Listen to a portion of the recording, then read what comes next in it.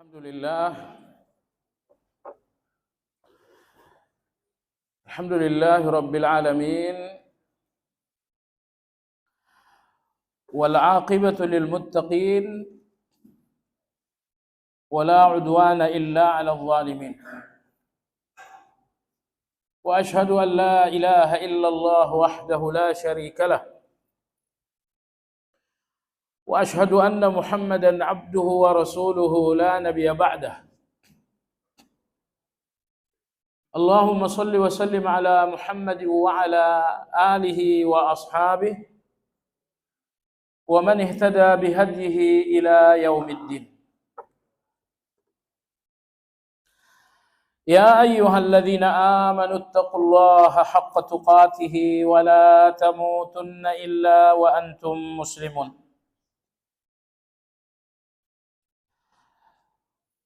Kaum muslimin rahimakumullah, kajian kitab Al-Wajiz fi Aqidati As-Salafis Salih yang dalam edisi bahasa Indonesia berjudul Intisari Akidah Ahli Sunnah wal Jamaah. Buku ditulis oleh Syekh Abdullah bin Abdul Hamid Al-Azhari, kemudian dikoreksi, dimurajaah, dan diberi rekomendasi sebanyak 8 ulama besar Saudi. Maka insya Allah buku terbaik tentang studi ahli sunnah wal jamaah di Indonesia ini nomor 1 dalam pandangan saya gitu ya. Kecuali kita terjemahan ulama-ulama sebelumnya seperti Usulus Sunnah, misalnya Syarhus Sunnah, tapi buku kontemporer terbaik tentang studi ahli sunnah wal jamaah di Indonesia salah satunya ini, Intisari Akidah Ahli Sunnah wal Jamaah. Kita masih dalam pembicaraan tentang syurut wa dawabit ad-da'wah ila aqidati ahli sunnah wal jamaah. Artinya syarat dan kaedah-kaedah di dalam dakwah ahli sunnah wal jamaah. Malam ini kita memasuki kaedah yang ke-8. Beliau mengatakan ad-da'watu ila ta'awuni wa ila kulli ma yusilu ilaihi wa al-bu'du an mawatinil khilafi wa kullu ma yuaddi ilaihi wa an yu'ina ba'duna ba'dan wa yansahu ba'duna li ba'din fima nakhtalifu fihi mimma yasi'u fihi al-khilaf ma'a nabdhi tabaghud. Ini kaedah kelima ini sangat-sangat penting. Beliau berkata, kaedah dakwah yang kelima, ad-da'watu ila ta'awun, bahwa dakwah ahli sunnah atau dakwah salafiyah mengajak kepada ta'awun, hidup bekerja sama, saling tolong menolong. Wa ila kulli ma yusilu ilaihi. Dakwah salafiyah juga mengajak semua orang agar melakukan apapun yang mengantarkan kepada ta'awun. Baik. Prinsip ta'awun, bekerja sama, bergotong royong, ini ditegaskan Allah dalam Al-Quran. Allah berfirman, wa ta'awanu 'alal birri wat taqwa. Berta'awunlah kalian, bersinergilah kalian. Dengan siapa? Allah enggak membatasi sinergi itu dengan siapa, enggak. Allah enggak membatasi sinergi kita dengan siapa. Tetapi di atas apa sinergi itu dibangun? Alal birri wat taqwa. Bersinergilah kalian, bekerjasamalah kalian, bergotong royonglah kalian di atas kebaikan dan ketakwaan. Nah, jadi kalau ada yang mengatakan sinergi ahli sunnah harus sesama ahli sunnah, sebenarnya ayat nggak mengatakan seperti itu. Karena bekerja sama dalam ayat ini tidak dibatasi Allah dengan siapa, tetapi di atas apa kerjasama itu dibangun. Nah, jadi oleh sebab itu, apabila ada ketakwaan, apabila ada kebaikan-kebaikan, mari kita bekerja sama di dalam kebaikan dan ketakwaan. Sebuah kesombongan, sebuah kesalahan dan kezaliman, bahwa di depan kita bersama ada kebaikan dan ketakwaan, lalu kita nggak mau bekerja sama. Ini di depan kita bersama nih, ada ketakwaan dan ada kebaikan, dan kita nggak mau bekerja sama. Ini satu kezaliman. Ini menyimpang dari ayat tersebut. Allah Tabaraka wa Ta'ala memerintahkan kita bekerja sama, bergotong royong, bersinergi, kemudian Allah membatasi. Membatasinya bukan dengan siapa, tapi membatasinya dengan di atas apa. Sebab itu jemaah sekalian, setiap ada kebaikan, ada ketakwaan, mari kita bersinergi di dalam. Mari kita bekerja sama di dalam. Ini adalah salah satu fokus dakwah salafiyah. Jadi kalau ada dakwah merasa salafiyah tapi menolak kerjasama, padahal di dalam kebaikan, ini dicurigai. Kalaupun ini dakwah salafiyah, tapi ini dakwah salafiyah hizbiyah atau asabiyah. Ini dakwah salafiyah fanatisme. Sebab subhanallah, berjuang menyampaikan ilmu ini ke masyarakat memang berat. Tapi tidak kalah beratnya adalah melepaskan masyarakat dari fanatisme setelah mereka dapatkan ilmu. Dulu masyarakat ini hidup dalam bid'ah, hidup dalam tauhid, hidup dalam khurafat. Kemudian datanglah ilmu ini untuk melepaskan ini semua. Alhamdulillah, thumma alhamdulillah. Nah, setelah ilmu ini tersampaikan, masyarakat pun keluar dari kejahilan. Perlahan-lahan proses hijrah itu berlangsung. Tapi sekali lagi, melepaskan masyarakat yang telah mendapatkan ilmu dari fanatisme, satu pekerjaan yang gak kalah beratnya. Dan maka saya ingin katakan jamaah sekalian, semua tahzir, caci mencaci di kalangan sesama salafiyah, penyebab utamanya adalah fanatisme. Perbedaan sesama salafi tidak ada perbedaan prinsipil. Tidak ada perbedaan dalam masalah ijtihad. Tidak ada perbedaan dalam masalah ijtihad antar sesama salafiyah, enggak ada. Alhamdulillah tidak ada. Nah, terus semua perbedaan antar sesama salafiyah hanya persoalan khilafiyah atau persoalan ijtihadiyah. Tapi karena fanatisme sangat besar sehingga persoalan ijtihadiyah seolah-olah persoalan ijma.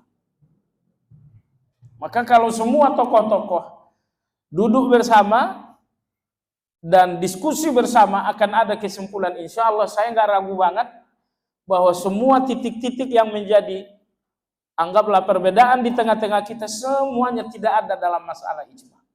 Semuanya adalah masalah khilafiyah atau masalah ijtihadiyah. Dulu kita ribut-ribut soal ikut pemilu atau tidak.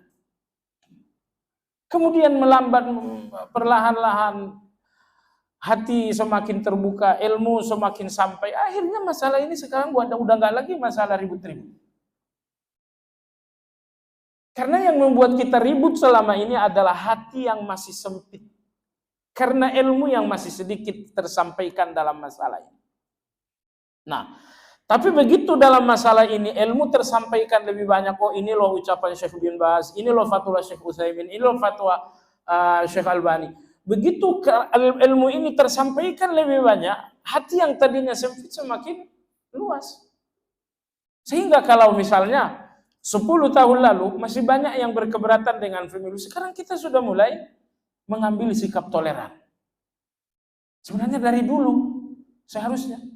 Nah, jadi ingin saya sampaikan lagi jamaah sekalian, bahwa semua perbedaan di kalangan sesama salafiyah dan ahli sunnah semuanya tidak ada dalam masalah ijma. Semuanya adalah masalah ijtihad, masalah khilaf, namun diperbesar adanya fanatisme. Saya nggak terima Anda beda dengan guru saya. Nah, disinilah saya ambil sikap yang sangat berlebihan. Baik jamaah sekalian, ilmu ini obat. Saya ingin berfilsafat.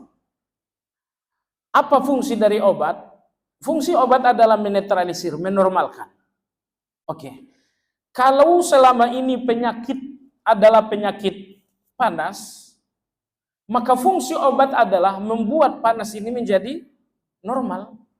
Tapi kalau muncul obat yang overdosis, maka penyakit panas dengan obat yang overdosis akan menjadi dingin. Saya nanya ke antum, panas itu penyakit bukan? Dingin itu penyakit bukan? Dua-duanya sebetulnya adalah penyakit. Maka tugas saya, misalnya saya tahu kebenaran, ada orang yang penyakitnya panas, saya berikan obat. Dan obat saya ini dinamakan obat kalau dia mengubah panas itu menjadi normal. Nah, kalau obat saya ini mengubah panas menjadi dingin, saya ngasih obat namanya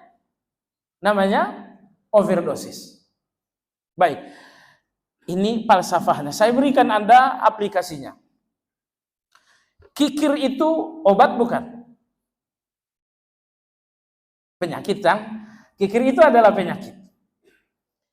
Bagaimana mengobati penyakit? Dengan lawannya.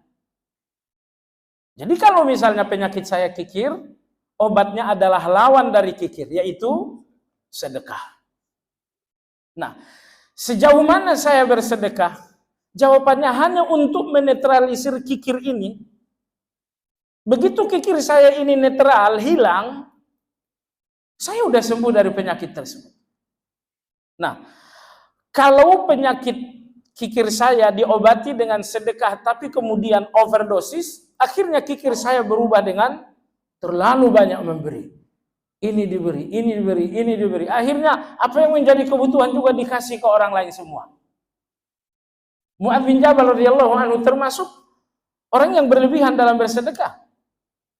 Anda tahu Mu'adz bin Jabal radhiyallahu anhu memiliki hutang yang sangat banyak sekali di Madinah, dan itu bukan hutang pribadi. Artinya bukan hutang untuk pribadi beliau. Beliau berhutang untuk membantu orang lain. Semisal ada yang datang, Mu'adz, saya mau nikah tapi bingung soal uang. Butuh berapa? 1 miliar. Kata Mu'adz, enggak usah. Kau nikah, saya yang biayain. Utang ke orang untuk biaya nikah. Sampai akhirnya menumpuklah hutang Mu'adz bin Jabal radhiyallahu anhu.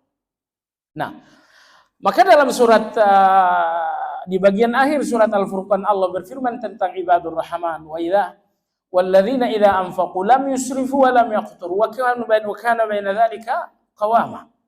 Ibadur rahman itu mereka di dalam sedekah tidak kikir tapi tidak terlalu lapang juga. Kalau di dalam sedekah Anda terlalu lapang, Anda mengabaikan hak Anda, membahayakan hak Anda. Tapi kalau Anda terlalu kikir, Anda mengabaikan hak orang lain. Dan dua-duanya penyakit. Orang-orang yang kikir mengabaikan hak orang lain.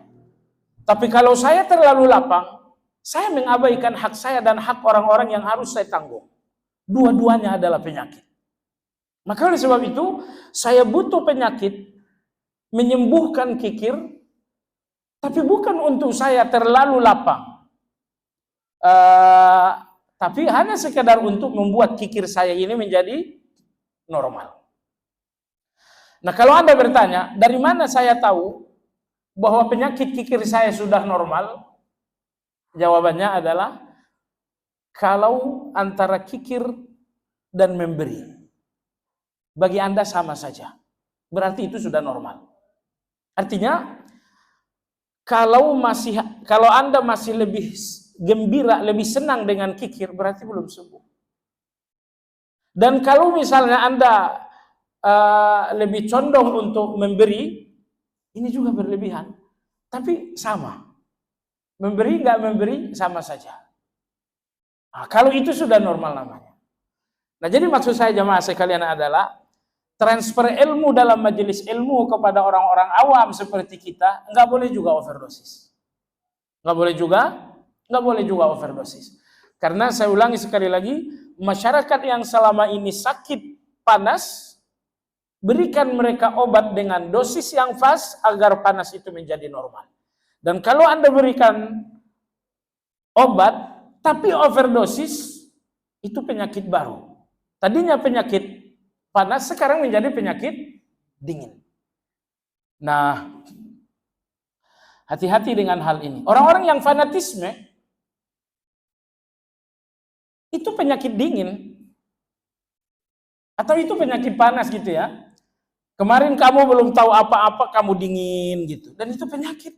Sekarang begitu kamu tahu, ternyata kamu panas sekali. Jadi jahil itu adalah penyakit. Tapi ketika penyakit jahil ini disembuhkan dengan obat yang overdosis, maka muncul fanatisme. Penyakit lagi. Kalau Anda bertanya, kenapa hal ini terjadi? Overdosis. Di mana overdosisnya? Perhatikanlah, dalam proses pembelajaran salafiyah, ada beberapa ilmu yang harusnya dipelajari dan itu tidak dipelajari, dan disitulah overdosis terjadi. Di mana-mana kajian akidah tauhid, akidah tauhid, akidah tauhid, akidah tauhid. Tapi apakah Anda dengar kajian tentang akhlak? Apakah Anda dengar kajian tentang tazkiyatun nufus? Nah, ketika ilmu yang diterima ini hanya satu warna, padahal mestinya seimbang, di situ terjadi overdosis. Nah, jadi kalau misalnya seimbang jamaah sekalian, misalnya Al-Muhajirin, kajiannya diseimbangkan. Kajian akidah sekian, kajian akhlak sekian, kajian tazkiyatun nufus sekian. Kalau ini diseimbangkan, pastikan jamaah ini akan menerima obat yang pas dosis. Tapi kalau akidah lagi, emangnya penyakit orang semuanya akidah? Enggak lah, penyakit orang semua bukan akidah. Nah, yang tidak kalah penting adalah akhlak. Yang tidak kalah penting lagi adalah tazkiyatun nufus. Nah, saya kira kita lihat dalam kajian-kajian kita, dua hal ini masih kategori sangat lemah. Sangat lemah. Sangat lemah, mengakibatkan semuanya terasa overdosis. Makanya masalah yang bukan akidah dianggap sebagai persoalan akidah. Masalah yang bukan akidah, oh ini masalah akidah. Dianggap masalah akidah, padahal bukan masalah akidah. Itu overdosisnya dengan kajian akidah itu. Nah, baik jamaah sekalian yang saya hormati. Wal bu'du an mawatinil khilafi wa kullu ma yuaddi ilaihi. Dakwah ahli sunnah wal jamaah harus menjauhi segala faktor-faktor yang mengakibatkan perbedaan. Apa yang membuat kita berbeda? Apa yang membuat kita kemudian berseberangan? Semuanya wajib dihindari.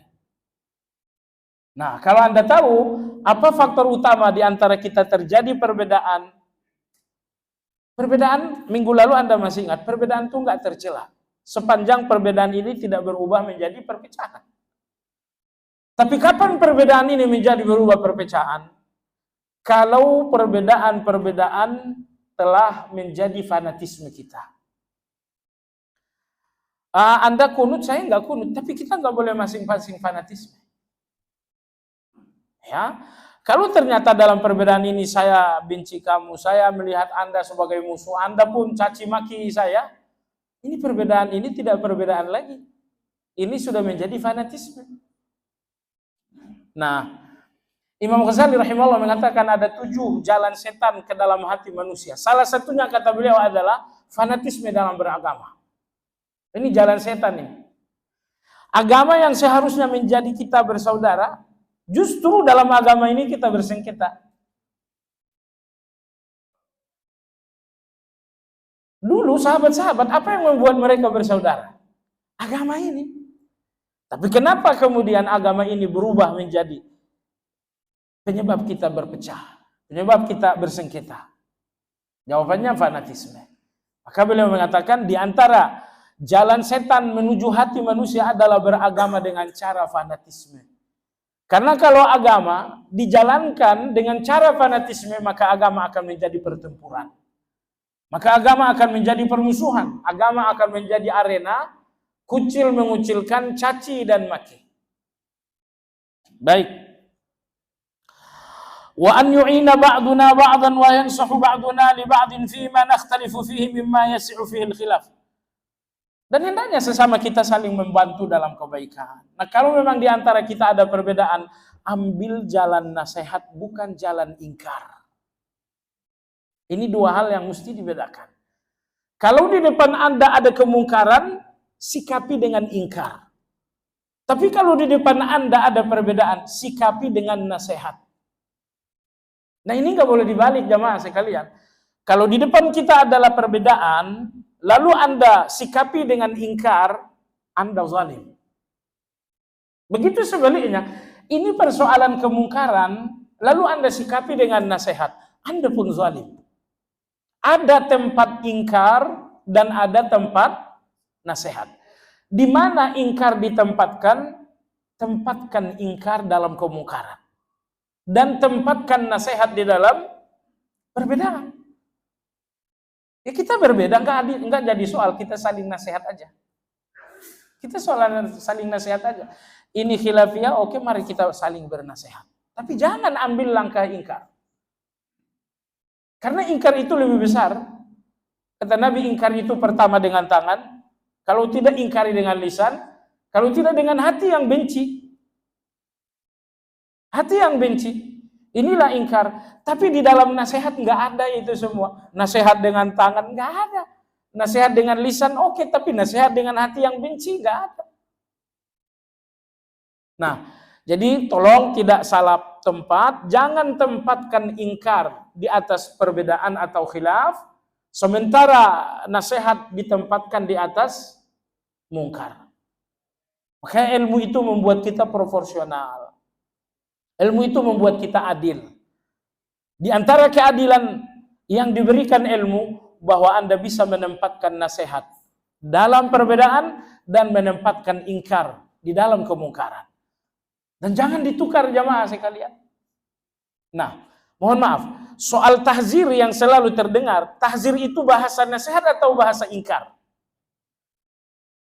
Tahzir itu bahasa ingkar, jamaah sekalian.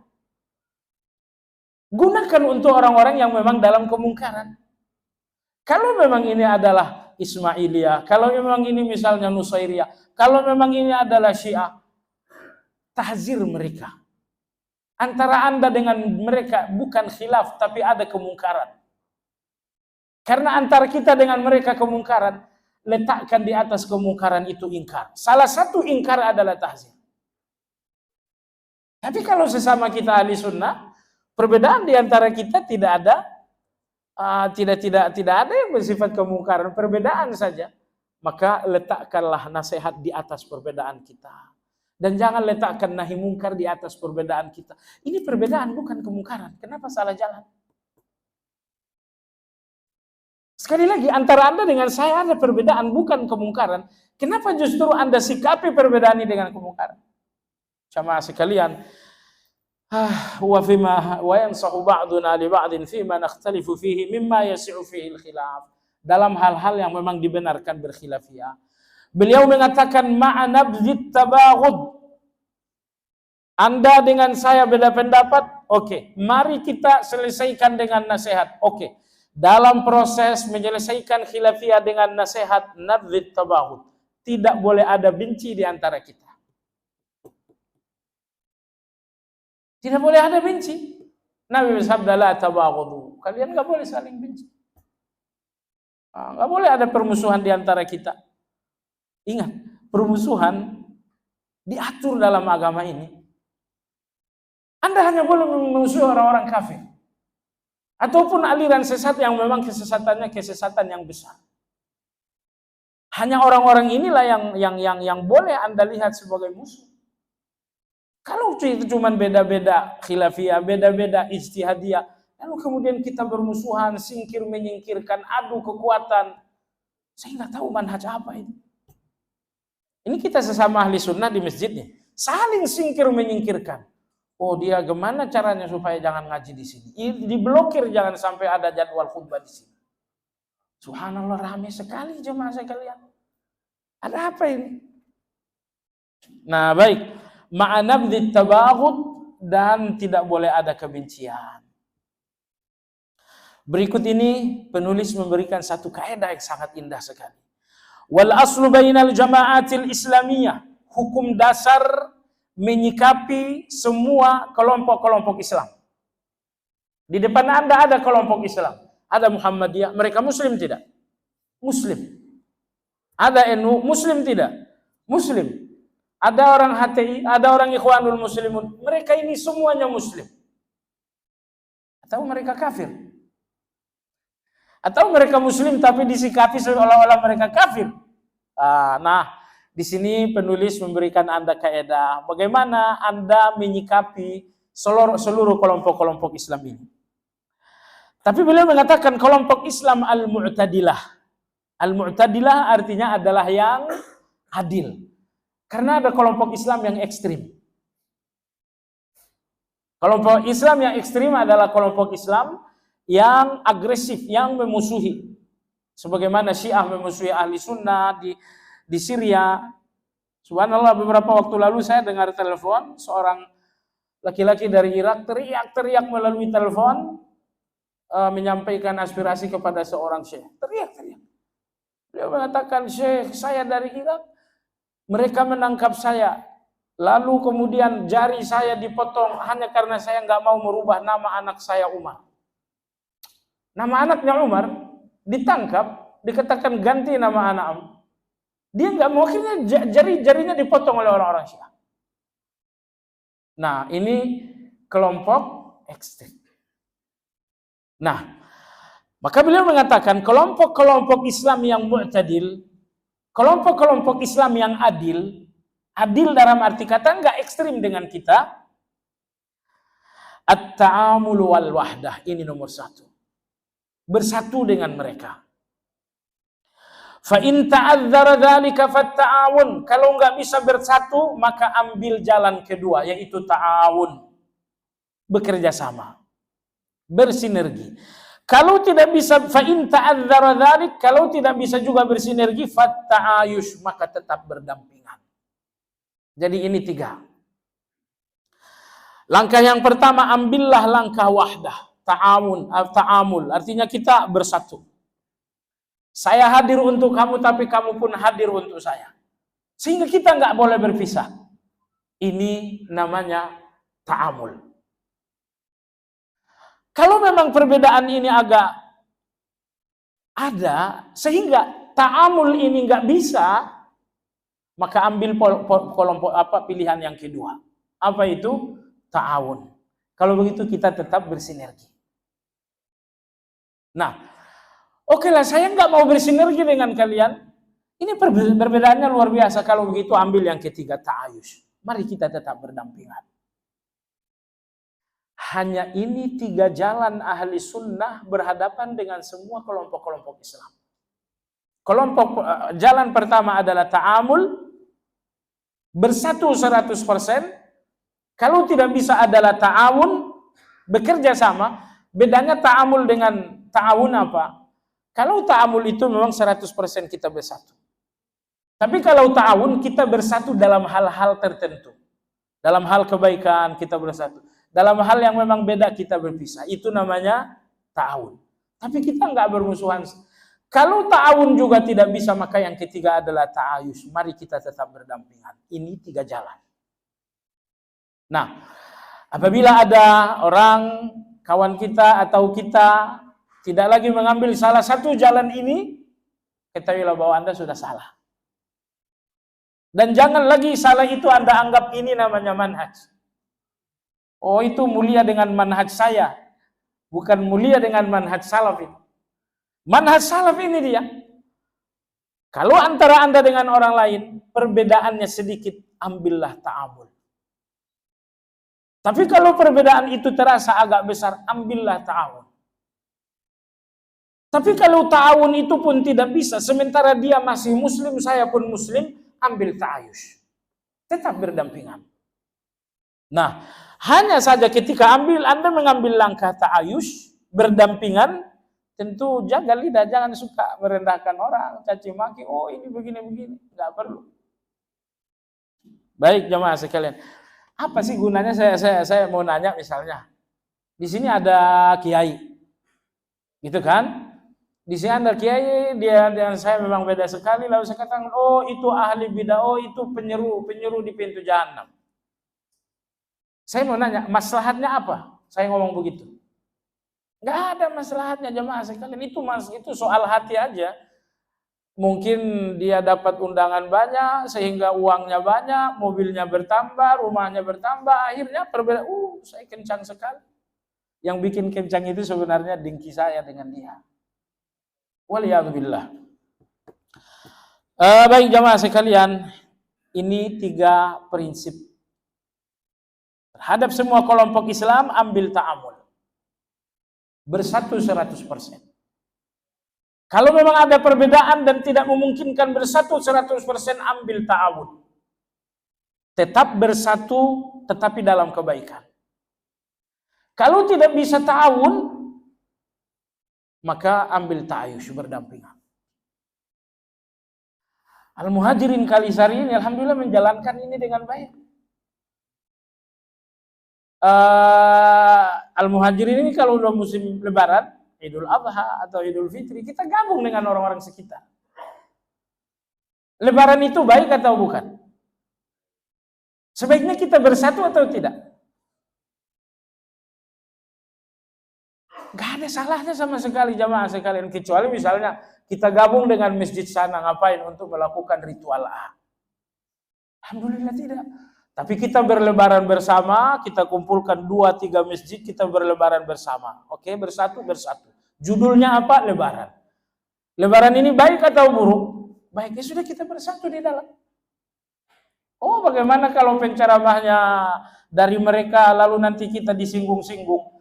Itu kan bisa disiasati. Kalau penceramah dari mereka, dari kami judul gitu aja. Ceramahnya kalian, oh ya, judulnya kalau begitu birrul walidain. Kalau judulnya birrul walidain, saya pikir nggak mungkin ada caci dan maki. Itu ya. Alhamdulillah jamaah sekalian. Jadi apa tadi prinsip? Ta'amul, bersatu 100%. Kalau tidak bisa karena perbedaan memang ada, maka yang kedua, ta'awun, bersinergi. Antara Anda dan saya ada kebaikan yang sama-sama kita sepakati, mari bersinergi. Kalau bersinergi juga nggak bisa, sudah ambil yang ketiga, yaitu adalah ta'ayush. Apa ta'ayush? Berdampingan. Kamu di sana, saya di sini, kita berdampingan saja. Nabi kita bersabda, wala yazal Jibril yusini bil jarh hatta zanantu annahu sayuwarrisu. Nabi kita punya seorang tetangga Yahudi, Abdullah bin Amr bin As, beliau punya tetangga seorang Yahudi. Saya tiap kali di rumah ada makanan harus diantarkan ke sana. Ada kue, antar ke sana. Ada lontong, antar ke sana. Ya, kenapa sih gitu-gitu amat dengan tetangga padahal Yahudi? Beliau mengatakan, Rasulullah bersabda, wala yazal Jibril yusini bil jar hatta zanantu annahu yusayuwarrisuhu. Jibril terus menerus bernasihat agar berbuat baik kepada tetangga. Berbuat baik kepada tetangga, berbuat baik kepada tetangga. Hatta zanantu annahu sayuwarrisuhu. Sampai-sampai saya berpikir jangan-jangan tetangga akan diangkat sebagai ahli waris. Begitu besarnya hak seorang tetangga walaupun dia seorang Yahudi.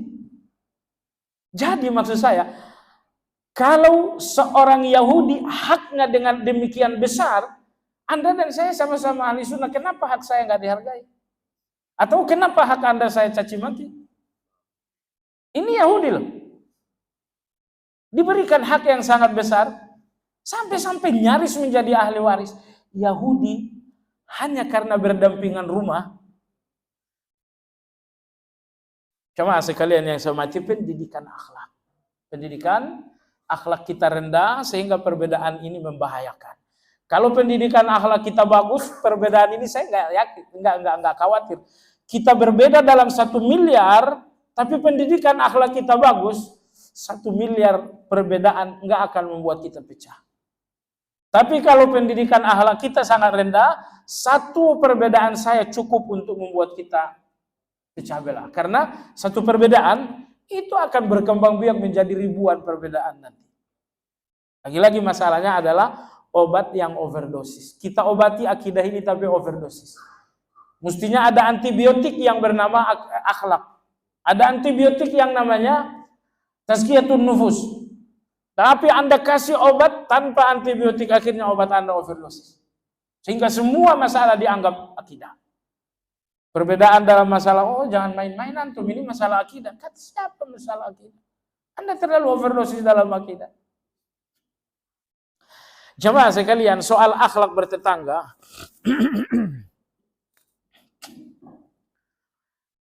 Beberapa waktu lalu saya lihat satu satu iklan di salah satu negara Arab. Sebuah rumah ini dijual dengan harga murah karena memang tetangganya jelek, tetangganya buruk. Rumah ini dijual dengan harga yang murah, cuman tetangganya buruk. Makanya harganya murah. Itulah iklan itu. Itu boleh nggak dia katakan seperti itu? Boleh banget. Kenapa? Karena pertimbangan terbesar membeli rumah adalah pertimbangan tetangga. Imam Abu Hanifah, Anda tahu Imam Abu Hanifah, imam, ulama, tapi dia adalah seorang pedagang yang kaya raya. Ya kan? Sekali waktu rupanya dia punya seorang tetangga yang terlilit hutang. Maka dibikinlah iklan, rumah ini dijual dengan harga 20.000 dinar. Datang calon-calon pembeli protes. Calon-calon pembeli ini mengatakan, harga rumahmu 2.000 aja nggak laku. Kalau 2.000 dinar berapa itu? 1 dinar 4,5 gram emas. 1 dinar itu 5 juta. Kalau 2.000, 5 juta kali 2.000. Jadi calon-calon pembeli mengatakan, ini rumah seharga 2.000 aja nggak laku, malah Anda jual seharga 20.000. Beliau mengatakan rumah ini mahal bukan karena rumahnya, tapi karena berdampingan dengan Imam Abu Hanifah. Ini coba lihat nih, antum dengan Abu Hanifah cuma batas pagar aja. Allahu Akbar, Imam Abu Hanifah dengarin. Ini rumah dijual dengan harga 20.000 karena Imam Abu Hanifah bertetangga dengan Abu Hanifah. Akhirnya Abu Hanifah ketemu dengan tetangga. Emang kamu punya hutang? Berapa sekian? Yaudah saya bayarin. Kamu jangan pergi. Akhirnya Imam Abu Hanifah membayarkan hutang itu supaya tetangganya nggak pergi. Masya Allah, ini akhlak bukan ini? Oh, manis sekali akhlak seperti ini jamaah sekalian. Nah, baiklah. Itulah tadi undang-undang yang ke-5. Undang-undang yang ke-6, berapa menit lagi? Ya, 2 menit lagi. Adamu ta'assub lil jama'ah allati yantasibu ilaiha al-fard. Enggak boleh fanatis dengan jamaah di mana seseorang bergabung dengannya. Anda bergabung dengan jamaah, ya mungkin Anda bergabung dengan jamaah, tapi kalau kita sih nggak usah bergabung dengan jamaah. Jamaah muhajirin aja.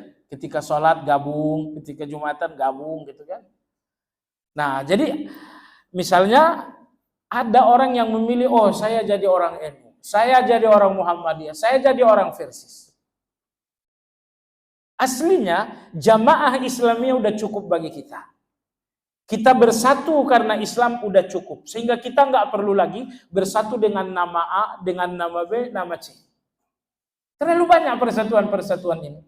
Cukuplah bagi kita persatuan di dalam satu nama, yaitu Islam.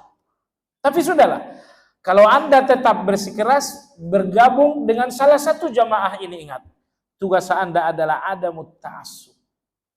Di dalam jamaah tersebut, Anda tidak boleh fanatis.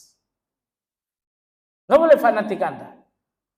Sehingga kemudian syarat-syarat ahli sunnah, pertama Muslim, yang kedua ikut Muhammadiyah atau ikut Persis atau ikut, oh Anda fanatik sekali. Jadi orang yang nggak ikut jamaah Anda anggap bukan lagi ahli sunnah. Ya, kita kumandangkan azan sebentar. Baik. Kaidah yang ke-6 tadi, sebaiknya cukuplah Islam ini identitas yang menyatukan. Jadi nggak perlu lagi kita bikin perkumpulan-perkumpulan organisasi-organisasi tambahan identitas ideologis. Identitas ideologis Islam cukup. Tapi oke lah, kalau memang Anda tetap bergabung dengan kelompok A, dengan organisasi A, dengan ormas A, maka berlaku bagi Anda undang-undang. Ada mutta'assub. Jangan fanatik. Baik. Sekarang nih, semua kelompok punya pasukan. Kadang nggak punya pasukan. Entah apa gunanya pasukan itu. Kelompok ini ada pasukannya. Kelompok ini ada pasukannya. Kalau memang di depan kita ada company, alhamdulillah kita punya tentara. Tentara Indonesia termasuk tentara terbaik Indonesia mungkin nomor kesekian, tapi masuk nominasi lah. Artinya tentara ini, polisi kita nggak cukup. Nggak butuh lah ada ormas-ormas itu. Ini maksud saya jemaah sekalian, kalau bukan karena satu fanatisme, apa gunanya? Di balik satu ormas ada pasukan. Ormas ini ada pasukannya. Kita mulai curiga. Tapi sudahlah, kita tetap husnuzon, mungkin pasukan ini digunakan untuk yang baik. Jangan digunakan untuk membela fanatisme. Husnuzon saja kita. Supaya ujungnya baik-baik juga.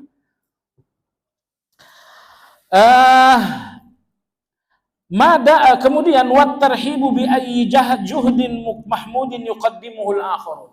Ini berat yang ini nih. Apa itu? Apresiasilah segala hal baik yang dilakukan oleh orang lain. Ada kebaikan yang dilakukan orang lain dan saya nggak lakukan. Apresiasi itu, walaupun itu dilakukan orang lain. Contoh, di Arab itu ada seorang bernama Syekh Adnan Ar'ur. Adnan Ar'ur ini Syekh Albani dengan istrinya bersengketa. Berantem suami istri. Kita juga sering nggak? Kalau nggak sering bukan suami istri namanya. Berantamlah Syekh Albani rahmatullah alaih dengan istrinya. Akhirnya Syekh Albani panggil Adnan Ar'ur, murid beliau. Adnan, sini, damaikan saya dengan istri saya. Syekh Albani cerita begini, lalu istrinya cerita begini. Stop. Sekarang saya berikan keputusan. Jadi istri Syekh Albani bilang, ini Albani ini ngasih pekerjaan saya begini. Saya udah tua, mana mungkin saya melaksanakan ini semua. Oh, saya udah ngerti. Sekarang saya ambil keputusan. Syekh Albani bilang, kamu ngambil keputusan, saya belum bicara. Kata Adnan Ar'ur, Anda nggak perlu bicara, Anda udah tahu. Wahai Syekh Albani, Anda zalim terhadap istri. Membebaninya A, membebaninya B, membebaninya C, membebaninya D. Dia sudah tua, Anda zalim. Jalan keluarnya wahai ibu, carikan Syekh Albani istri muda. Jadi kan Syekh Albani, saya dengar cerita ini, saya dengar langsung dari Syekh Adnan Ar'ur. Syekh Albani tadinya marah ya, begitu solusinya begitu, kata dia, kamu ke sini. Oke lah jemaah sekalian. Jadi maksud saya adalah banyak orang di negeri Arab sana selalu mengatakan Syekh Adnan Ar'ur itu manhajnya nggak jelas. Tapi bagaimanapun salah satu syekh yang paling tangguh melawan Syiah adalah beliau. Nah, maksud saya adalah poin yang kedua dalam kaidah yang keenam ini. Apresiasilah segala perjuangan yang baik, walaupun yang melakukannya bukan guru Anda, walaupun yang melakukannya bukan kelompok Anda. Karena mengapresiasi kebaikan yang dilakukan orang lain, intinya kita mengapresiasi kebaikannya bukan orangnya. Dan ini salah satu bentuk bersihnya hati. Bahwa kita nggak keberatan untuk memuji orang kalau memang orang lain itu berprestasi, orang lain baik. Nah, Di negara kita juga ada orang yang sangat luar biasa melawan Syiah. Gitu kan? Penelitiannya sangat banyak tentang Syiah, bla bla. Tapi selalu dikatakan fulan ini manhajnya nggak jelas. Yang dibicarakan Syiah doang, yang dibicarakan Rafidhah doang. Nggak pernah menjelaskan akidah, nggak pernah menjelaskan tauhid. Yang jelaskan cuman Rafidhah dan Syiah doang. Baik. Dia menjelaskan Rafidhah, menjelaskan Syiah, baik atau buruk? Baik. Apresiasi kebaikan walaupun yang melakukannya bukan guru kita. Kenapa tidak lapang dada dengan kebaikan yang dilakukan orang lain? Seolah-olah kebaikan itu semuanya harus oleh guru kita. Tidak boleh orang lain melakukan kebaikan. Nah, maka di sini beliau katakan ahlu sunnah atau salafiyah adalah orang-orang yang siap dengan lapang dada mengapresiasi setiap perjuangan kebaikan orang lain walaupun mereka bukan seguru dengan kita, tidak semasjid dengan kita. Madama muwafiqan lisyar. Yang terpenting bahwa kebaikan yang dilakukan kelompok lain itu enggak menyimpang dari syariah. Wa ba'idan 'anil ifrati wat tafrid, dan menjauhi segala bentuk berlebih-lebihan. Jangan berlebihan, memuji jangan berlebihan, mencela jangan berlebihan. Dua-duanya penyakit. Saya memuji guru berlebihan, penyakit. Saya mencela orang lain secara berlebihan, penyakit juga. Ada saatnya kita mencela kalau memang salah, tapi jangan berlebihan. Cuma sekali yang saya hormati, dulu ada seorang sahabat bekerja di buruh bangunan. Sewaktu dia mengerjakan satu rumah, akhirnya berzina dengan istri pemilik rumah. Laki-laki ini bernama Ma'iz bin Malik. Yang melaporkan perbuatan Ma'iz bin Malik ini namanya adalah Hazzal al-Aslami. Teman satu profesi. Ya Rasulullah, teman saya sesama kerja bernama Ma'iz, beliau telah melakukan zina, bla bla bla. Intinya Hazzal al-Aslami melaporkan perbuatan zina yang dilakukan Ma'iz kepada Rasulullah SAW.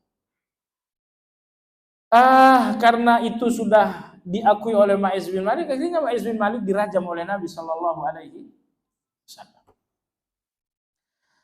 Setelah Ma'iz bin Malik dirajam dan mati, Rasulullah SAW memanggil Hazzal. Kata Nabi SAW, "Lau satartahu bi thiyabika lakana khaira." Seandainya perbuatan itu kamu tutupi dengan merahasiakan, itu jauh lebih baik daripada kamu laporkan. Jadi coba lihat akhlak Islam jamaah. Ini satu perbuatan yang sangat terkeji.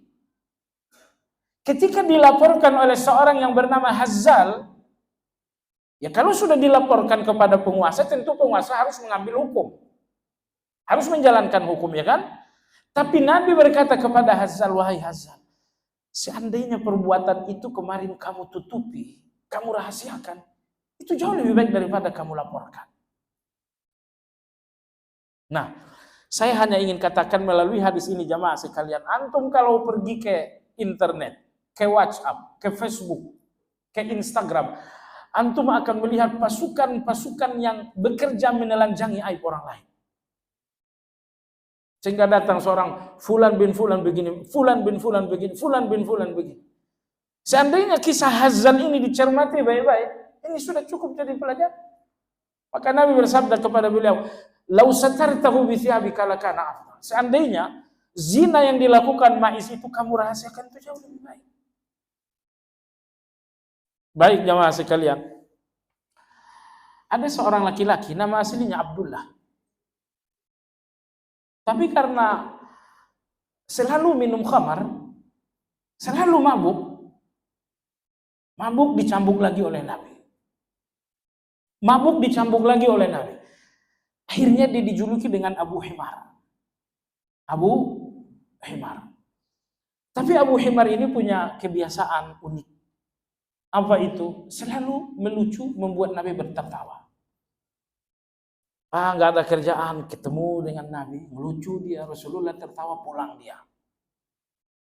Nggak lama setelah itu ketangkap minum khamar dan mabuk.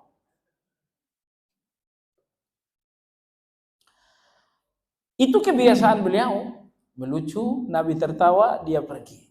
Nah, itu biasanya nggak lama lagi bakal ketangkap mabuk karena minuman keras. Akhirnya suatu hari beliau tertangkap. Tentu Nabi kita menjalankan hukum. Maka dia pun akhirnya dicambuk oleh Nabi SAW.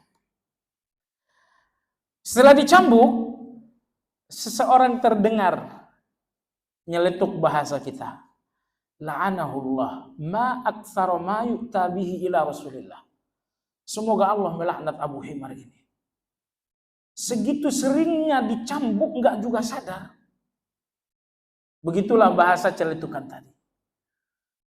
Nabi kita sallallahu alaihi wasallam marah, la tul'inuhu fa innahu yuhibbullah wa rasulah. Jangan kalian melaknatnya karena dia mencintai Allah dan Rasulnya. Allahu Akbar. Catatan ulama kita terhadap sikap Rasulullah itu bagus sekali. Kata ulama kita, Rasulullah sallallahu alaihi wasallam tidak mau menghukum seseorang dua kali. Nabi sudah menghukum fisiknya dengan cambuk, maka Nabi nggak mau menghukum telinganya dengan caci maki. La haula wala quwata illa billah. Kita di rumah, anak kita salah, salahnya satu, Anda hukum fisiknya dengan cubit. Enggak cukup dengan itu, Anda pun kemudian caci maki. Dasar kamu, dasar. Saya katakan Anda orang tua yang zalim. Anak Anda salah satu dan Anda menghukumnya dua kali. Anda menghukum fisiknya dengan cubit, lalu kemudian Anda menghukum telinga dan hatinya dengan caci maki. Maka Masya Allah, ketika saya baca catatan ulama tadi, Masya Allah, Rasulullah SAW. Ini kejahatan besar. Minum khamar kejahatan kecil atau kejahatan besar? Namun Rasulullah mencambuknya karena memang salah. Tapi begitu ada yang mencela, la'anahullah, kata Nabi, jangan dicela. Lalu ulama kita mengatakan Rasulullah tidak mau menghukumnya dua kali. Karena Nabi telah menghukumnya secara fisik, maka Nabi tidak mau lagi menghukumnya dengan caci maki. La haula wala quwata illa billah. Seperti ini Rasulullah sallallahu alaihi wasallam. Inilah akhlak jamaah sekalian. Ini di tengah kita, kawan ini tidak minum khamar, tapi tahzir saya ke dia luar biasa. Ini kawan saya cuman karena nggak ngaji di guru saya, caci maki saya luar biasa. Hati-hati jamaah sekalian. Caci maki yang berlebihan itu akan menghantam Anda sendiri. Oleh sebab itu ada satu syair Arab berbunyi, ihfadil kalam antakula fatubtala. Fa innama uqubatul kalami mu'allaqatun bil mantiqi. Artinya hati-hati dengan bicara buruk. Karena bicara burukmu penyebab kau dihukum dengan keburukan yang sama. Bicara buruk Anda tentang orang lain menjadi penyebab akan dihukum, Anda dihukum oleh Allah dengan keburukan yang sama. Baik. Ibnu Sirin rahimahullah, beliau bicara buruk tentang seseorang, wahai bangkrut. Dia panggil seorang wahai bangkrut. Kemudian Imam Ibnu Sirin 30 tahun kemudian bangkrut. Betul? Baik. Yakub alaihi salam, ketika saudara-saudara Nabi Yusuf minta supaya Yusuf dibawa ikut serta mereka menggembala kambing, Yakub mengucapkan kata-kata yang buruk. Jangan dibawa, nanti dimakan serigala. Akhirnya setelah mereka melenyapkan Yusuf, mereka mengatakan dimakan serigala. Betul tidak? Husain, cucu Rasulullah, begitu dia pergi ke negeri Irak, sampai di satu tempat, beliau berkata, apa nama tempat ini? Mereka mengatakan ini namanya Karbala. Kata Husain, Karbala itu singkatan karbun wa bala. Karbun malapetaka, bala malapetaka. Akhirnya dan dia mati di tempat itu sendiri. Seorang laki-laki tua, demam, Rasulullah SAW datang menjenguk. La ba'sa. Tuhur insya Allah. Nggak apa-apa, insya Allah ini membersihkan hati. Ya Rasulullah, kau bilang tuhur. Kata Nabi, iya, kenapa emang? humman yafur wa yu'sil kubur. Ini penyakit sangat dahsyat dan saya sebentar lagi merasa sudah dekat dengan liang kubur. Kata Nabi SAW, fasya'nuka izin. Kalau begitu tidak lama kamu mati. Mati laki-laki itu. Hati-hati dengan ucapan buruk jemaah. Jangan ucapkan keburukan kepada siapa. Ya, ada seorang Arab, ya Arab kuno tapi terkenal karena dia ahlul qasas. Namanya adalah Ubaid Al-Jurmi. Sekali waktu beliau berjalan melintasi satu kampung bernama perkampungan Qudaa.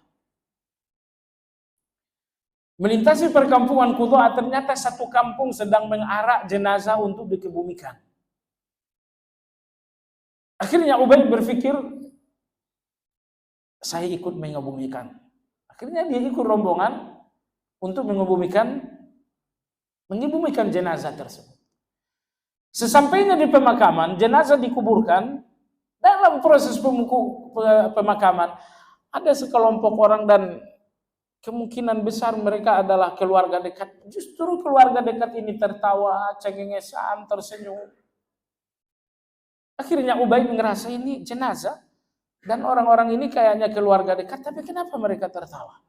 Akhirnya Ubaid menjauh. Beliau menjauh 2-3 langkah, setelah itu dia bersyair. Ya bakil gharibu wal gharibu la ya'rifuhu wa yadhakul qaribu bimautihi masrur. Itu syair. Arti dari syair ini, orang yang tidak kenal melihat kepergianmu dengan air mata. Tapi justru keluarga dekat darah dagingmu menatap kepergianmu dengan tertawa. Itulah arti syair tersebut. Seseorang bertanya, kamu baca syair? Iya. Kamu tahu yang mati ini siapa? Kata dia, saya nggak tahu. Oke, pertanyaan kedua, kau tahu yang mengucapkan syair itu, yang menggubah syair itu siapa? Saya juga nggak tahu. Itu orang-orang yang tertawa itu, kamu tahu siapa? Saya juga nggak tahu, tapi mungkin keluarga. Lalu orang itu mengatakan, yang menggubah syair ini adalah jenazah ini. Dan orang-orang yang tertawa tadi adalah keluarganya. Antum tahu pada pelajarannya di mana? Bagaimana dia menggubah syair dan ternyata itulah yang akan terjadi terhadap dirinya. Apa syairnya tadi? Engkau orang yang tidak mengenal, teteskan air mata untuk satu kepergian, sementara keluarga-keluarga dekat malah tertawa untuk kepergianmu. Inilah arti syair. Ubaid mengatakan syair ini gak tahu siapa yang membuat. Cuman syair ini terkenal dan dia ucapkan saja. Ternyata yang membuat syair ini adalah jenazah. Dan syair ini betul-betul berlaku kepada dia. Dia meninggal dunia, Ubaid orang jauh menangis untuk kematiannya, sementara keluarga dekat tertawa terbahak-bahak. Sebab itu jamaah sekalian jangan ucapkan kecuali kebaikan. Terhadap Anda, terhadap anak-anak Anda. Anak-anak kita kadang-kadang datang pulang rapot merah, aduh kamu malas banget, kamu bikin malu banget. Kenapa diucapkan kata-kata yang buruk? Seandainya kamu pemalas, enggak, ganti sekarang. Kapan kamu jadi rajin? Ini nilaimu merah begini, kapan jadi hitam? Itu jauh lebih bagus.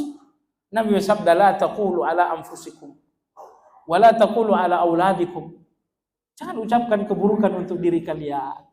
Dan jangan ucapkan keburukan kepada anak-anak kalian. Setiap yang akan Anda ucapkan untuk Anda, untuk bisnis Anda, keluarga Anda, masa depan Anda, anak-anak Anda, semuanya pastikan semuanya adalah kebaikan. Entah bagaimana masa depan kalian setelah ayah pergi. Inna lillahi wa inna ilaihi raji'un. Kenapa enggak mengucapkan yang baik? Anda menteror anak-anak. Nakut-nakutin anak-anak. Baik jamaah sekalian yang saya hormati. Baik. Menutup kajian kita, saya sampaikan sebuah sabda Nabi SAW yang sangat indah sekali. Kata Nabi SAW, wa inna min mujibatil maghfirah badlus salam wa hasanul kalam. Kata Nabi SAW, di antara penyebab seseorang diampuni oleh Allah Azza wa Jalla karena dia mengucapkan salam dan karena dia selalu berkata baik kepada orang. Selalulah berkata baik kepada orang. Hentikan apa yang dinamakan tazir, hentikan apa yang dinamakan caci, hentikan apa yang dinamakan maki. Karena Nabi bersabda, bahwa di antara sebab ampunan selalu berbicara baik tentang orang lain. Wallahu ta'ala alam, subhanakallahumma bihamdika asyhadu an la ilaha illa anta astaghfiruka wa atubu ilaik. Alhamdulillahi rabbil alamin. Assalamualaikum warahmatullahi wabarakatuh.